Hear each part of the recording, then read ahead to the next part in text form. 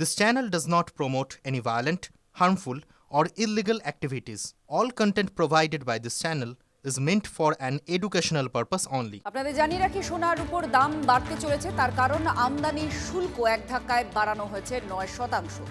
আমাদের সঙ্গে জ্যোতির্ময় কর্মকার আমাদের প্রতিনিধি রয়েছেন, আরো জানাচ্ছেন। জ্যোতির্ময়, বারবার প্রধানমন্ত্রী আবেদনও করছিলেন যাতে সোনা কেনা আম নাগরিকরা বন্ধ করেন, তো সেখানে এই আমদানি শুল্ক বাড়ানো কি এই কেনাটাকে হ্রাস টানার জন্যই? দেখো, ইতিমধ্যেই সরকারের তরফ থেকে প্রধানমন্ত্রী যা যা ঘোষণা করেছে তার যাতে প্রপার বাস্তবায়ন হয় তা অন্তত সরকারের স্তরে ইতিমধ্যেই পদক্ষেপ করা শুরু হয়ে গিয়েছে। আর এই প্রথম কোনো একটি সরকারি সিদ্ধান্ত নেওয়া হলো যেখানে সোনার উপর দাম বাড়ার যাবতীয় রাস্তা প্রশস্ত করা হলো। এতদিন আমদানি শুল্ক ছিল 9%, এবার তার রাতারাতি বাড়িয়ে করে দেওয়া হলো 15%। স্বাভাবিকভাবেই সোনা কিনতে গেলে পরে, বিশেষত বিদেশ থেকে যদি কেউ সোনা কিনে নিয়ে আসে, তাকে কিন্তু যথেষ্ট বেশি দাম দিতে হবে এবং স্বাভাবিকভাবেই দেশের অভ্যন্তরেও সোনার দাম একই সঙ্গে বাড়বে বলেই কিন্তু অর্থনৈতিক মহল তারা মনে করছে।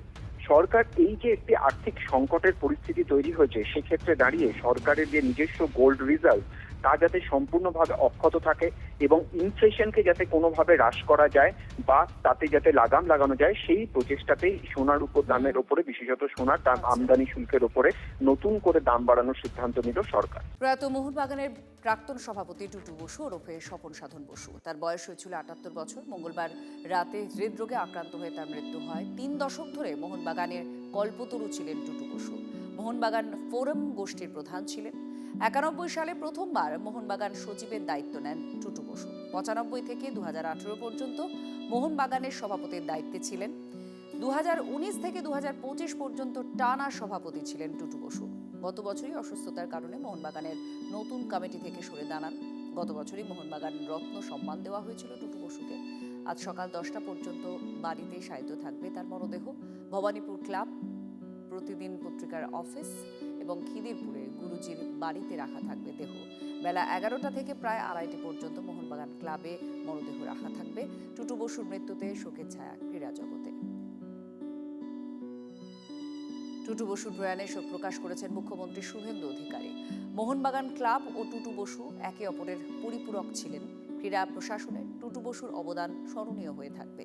টুটু বসুর দূরদৃষ্টি আগামী প্রজন্মকে অনুপ্রাণিত করবে। সমাজ মাধ্যমে পোস্ট করে টুটু বসুকে শ্রদ্ধা জানিয়েছেন মুখ্যমন্ত্রী।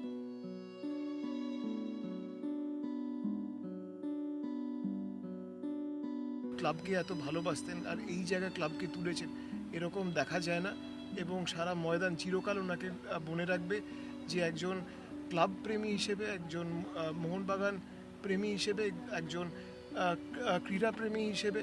আর সত্যি মানে আমাদের অনেক কিছু শিখেছি ওনাকে দেখে, যে কিভাবে স্পোর্টসকে ভালোবাসতে হয়, আর এটা সারা জীবন ময়দান মনে রাখবে ওনাকে।